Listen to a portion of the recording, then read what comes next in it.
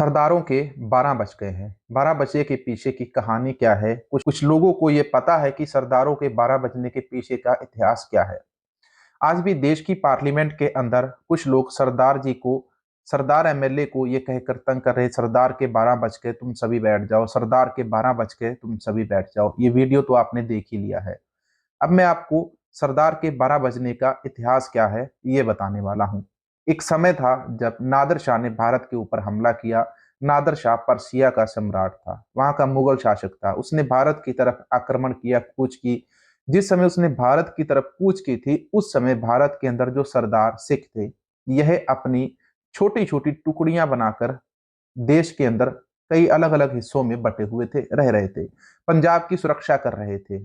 ऐसे में ये मूर्ख हमारे भूल गए कि इनको इतिहास पता नहीं। अगर इनकी माँ ने इनको इतिहास बताया होता, अगर इनको बताया होता कि तुम्हारी जो आज से 5वीं 6वीं पीढ़ी पहले जो बहु बेटियां होती थी, उन्हीं बहु बेटियों की इज्जत ये सरदार 12 बजे बचाकर लाते थे, तो आज ये एमपी और एमएलए ऐसे सवाल ना पैदा करते। आज ये सरदारों को नीचा दिखाने के लिए ऐसी अभद्र टिप्पणियां ना करते। तो आइए बात करते हैं नादिर शाह की। जब नादिर शाह भारत से बहु बेटियों को जबरदस्ती पकड़ कर ले जा रहा था, तो उस समय सरदारों ने रात के 12 बजे गुरीला वार तकनीक अपनाई।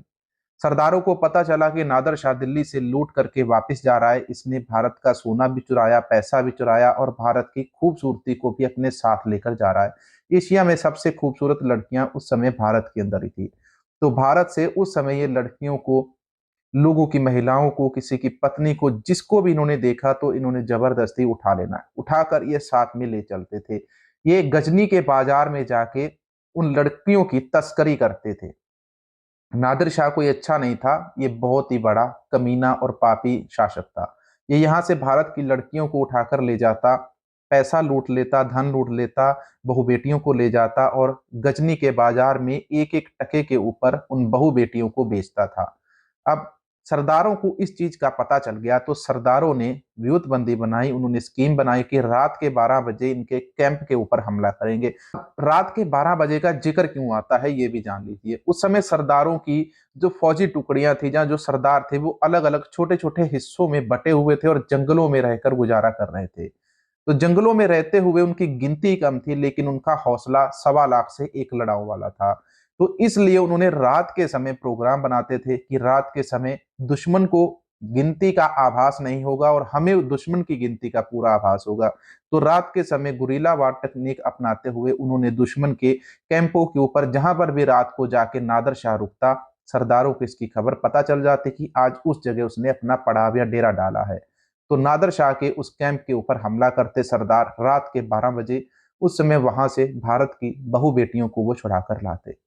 वहां से छुड़ाने के बाद उन बहु बेटियों को, जितनी भी थी, किसी को अपने घर जबरदस्ती नहीं रखा, किसी के साथ जबरदस्ती नहीं की। उन सभी बहु बेटियों को उनके अपने अपने घर पहुंचा कर आते थे।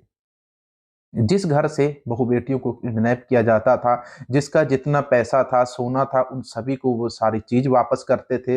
साथ में उन घर की जो इज्जत को नादिर शाह अपने साथ उठा लाया था, उस घर की इज्जत को भी सरदार वापस उसी घर में मुहैया छोड़ कर आते थे, उन लड़कियों को छोड़ कर आते थे। तो ये था वो रात के 12 बजे का इतिहास, जिसको आज भाजपा के मंत्री ये कहकर बदनाम कर रहे हैं। हम सरदारों को सोच रहे हैं कि इनको नीचा दिखाएंगे, लेकिन इनको ये पता नहीं कि इसके पीछे 12 बजे के पीछे की जो कहानी है वो कितनी बड़ी है, इसका इतिहास कितना बड़ा है। अगर इनकी माँ ने इनको ये इतिहास बताया होता, तो आज इनको ये टिप्पणी ना करनी पड़ती। वीडियो अच्छा लगा है तो सब्सक्राइब कर लो, बाकी आपकी मर्जी है। चैनल को सब्सक्राइब करके बेल आइकन को ऑल पे कर लें और वीडियो को लाइक करने के बाद, कमेंट करने के बाद व्हाट्सएप में शेयर जरूर करना।